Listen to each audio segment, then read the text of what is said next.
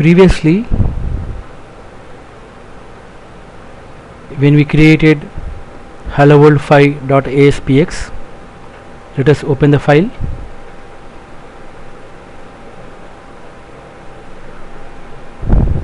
Hello world 5.aspx. Here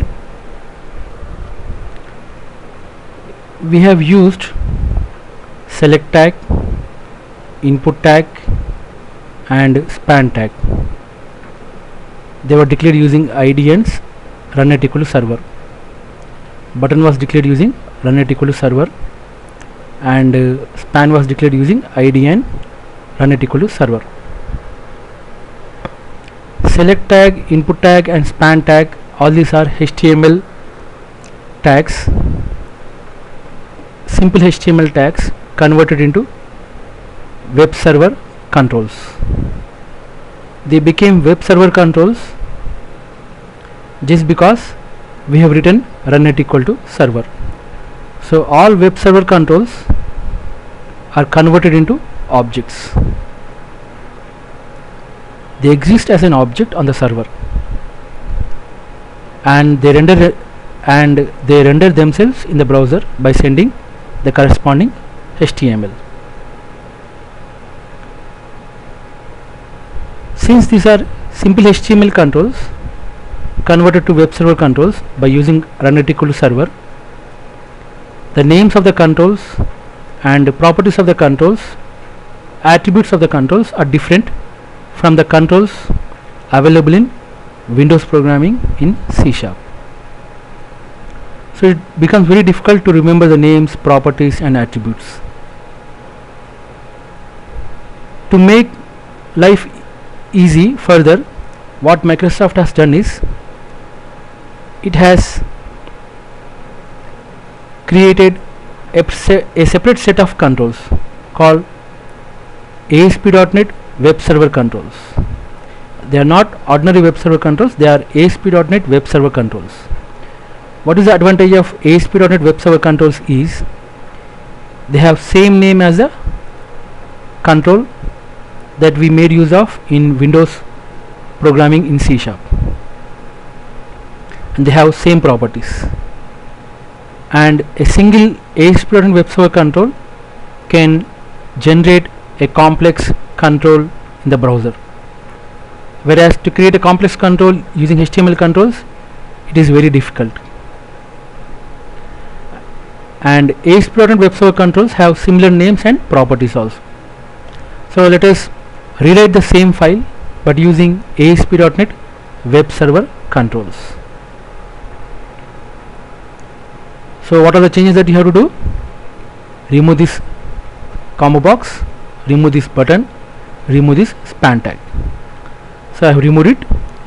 Let us save this as hello world 9.aspx.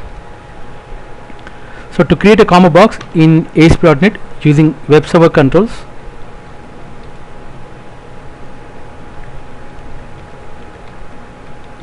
drop down list, id is equal to ddl and run at equal to server. So this is a tag to create a combo box using ASP.NET Web Server Control, and this is a break, same break statement. And to create a button, id is equal to button1, run at equal to server, text is equal to click. And to create a span element using ASP.NET Web Server Control, we have a label,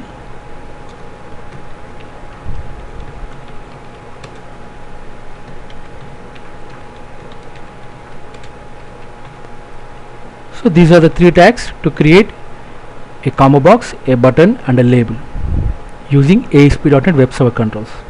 So all ASP.NET Web Server Controls have ASP : prefix, and the names of the controls are similar to names that are available in C# Windows programming.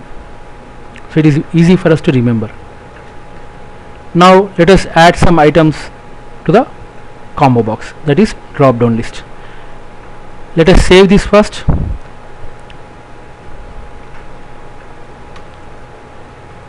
Now we don't have this result, okay, dot inner text and ddl dot value. Let us remove this as of now. Let us save this. Go to IIS, refresh, browse hello world 9.aspx. So let us verify whether our HTML is correct or not. Yes, so it has rendered correctly, so our HTML is right, so we don't have to worry. Now let us add some items to the drop down list. So to add items to the drop down list, I'm adding one more function called page load.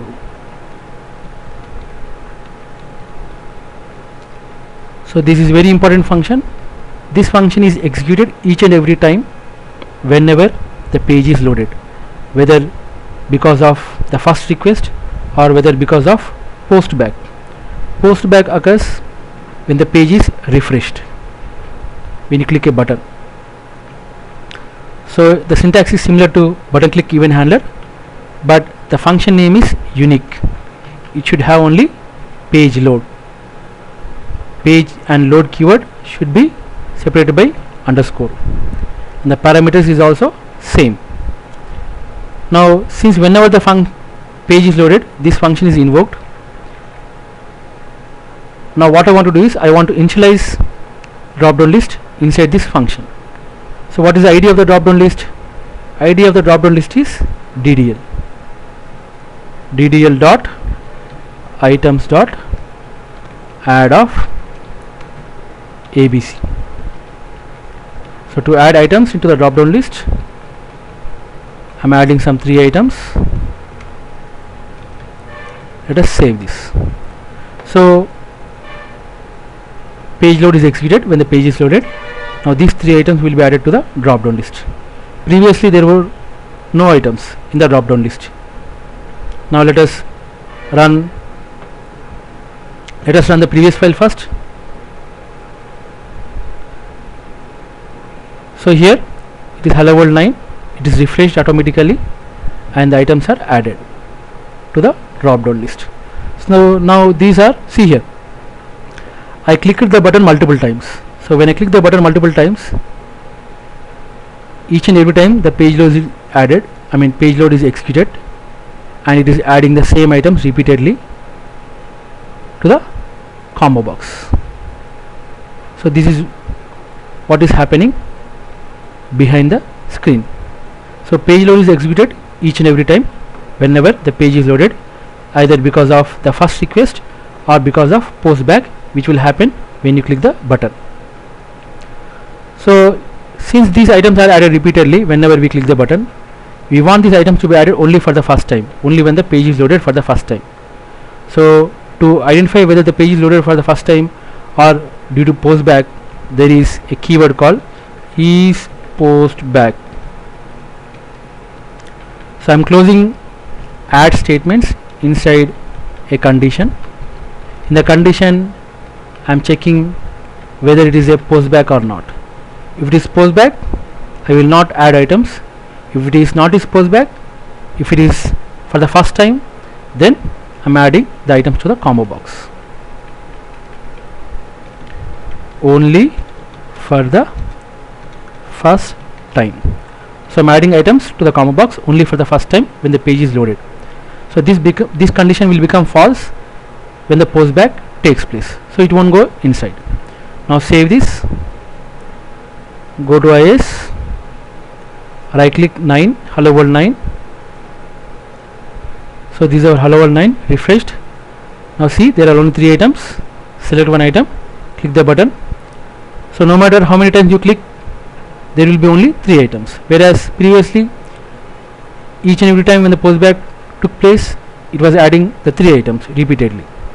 Whereas now, since we are enclosing the statements inside if statement, we are checking whether it is a postback or not is postback. We are adding the items to the combo box only when it is not a postback. When does postback take place? Postback takes place whenever you click a button.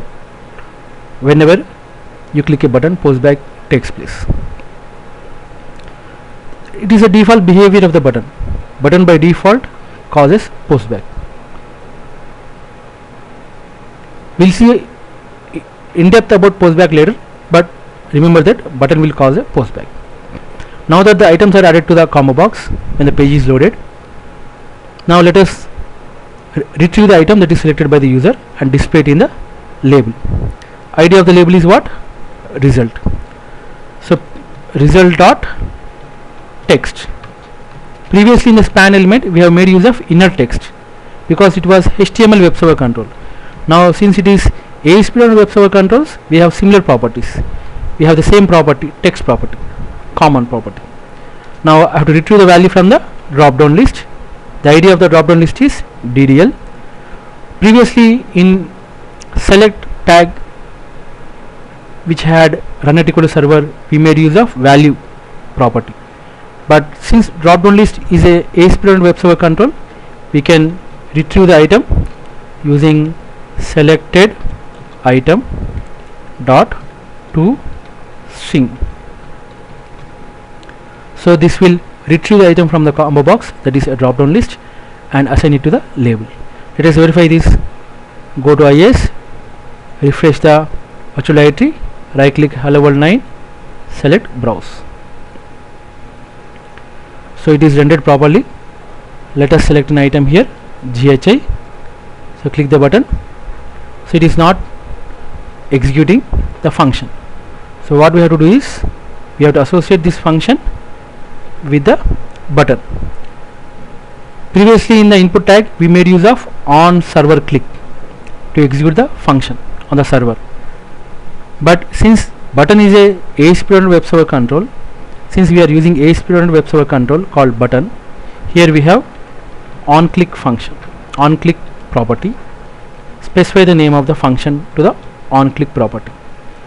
Now save it, go to IS, right click 9, select browse. So it is hello world 9 is rendered correctly. Select an item in the combo box, click the button. So we are able to generate the content dynamically, and also the combo box is also able to maintain the state using ASP.NET web server controls. This time we did not use HTML web server controls. We have specifically made use of ASP.NET web server controls. So ASP.NET web server controls begin with ASP colon prefix.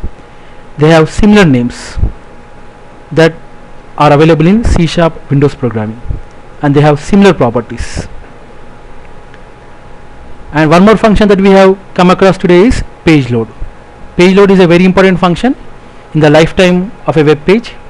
It is executed whenever the page is loaded, either due to postback or whether it is loaded for the first time. Page load name is unique. Syntax is similar to button click event handler. Here we have come across not is postback, since items were being added repeatedly when I click the button again and again. I did not want that behavior, so I am filtering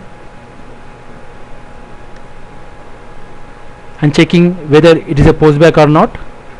If it is not a postback, only then I am adding the items to the combo box. So is postback is a keyword available from the page object. So it will check whether it is a postback or not. Only if it is not postback, it will add the items. And in button we don't have on server click. In ASP.NET button we don't have on server click, we have on click event. So whenever the button is clicked, this function will be executed. This is all for today.